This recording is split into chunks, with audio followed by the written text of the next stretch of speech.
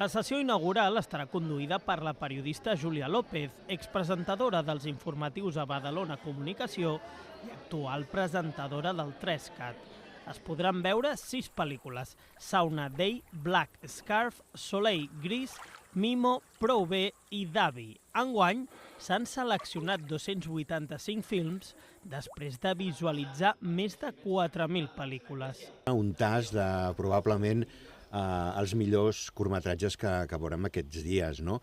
La tria la fa el Marc Ors amb tot l'equip, els membres del jurat de selecció, i al final queda una selecció aquest any de 285, per tant és una selecció de gran qualitat del que es pot veure ara mateix a nivell internacional. Part d'aquestes primeres pel·lícules de la inauguració, que et diria que gairebé són de les primeres que vam veure, no? Perquè evidentment nosaltres fem selecció de Cannes, de Clermont-Ferrand, són espais on es presenten tots els curtmetratges i realment vam tindre l'oportunitat de poder escollir dels millors curtmetratges internacionals, no? Perquè després ja vam obrir les inscripcions i és quan es van afegir la resta. No?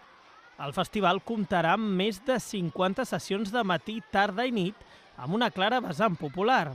Des d'avui al matí ja han començat les projeccions infantils i familiars adreçades a un públic més jove.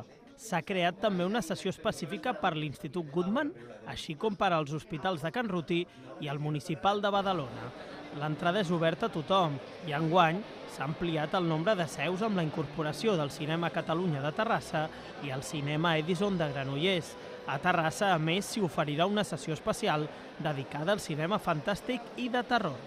Es tracta d'un dels festivals de curtmetratges més antics d'Espanya, amb una programació adreçada a totes les edats.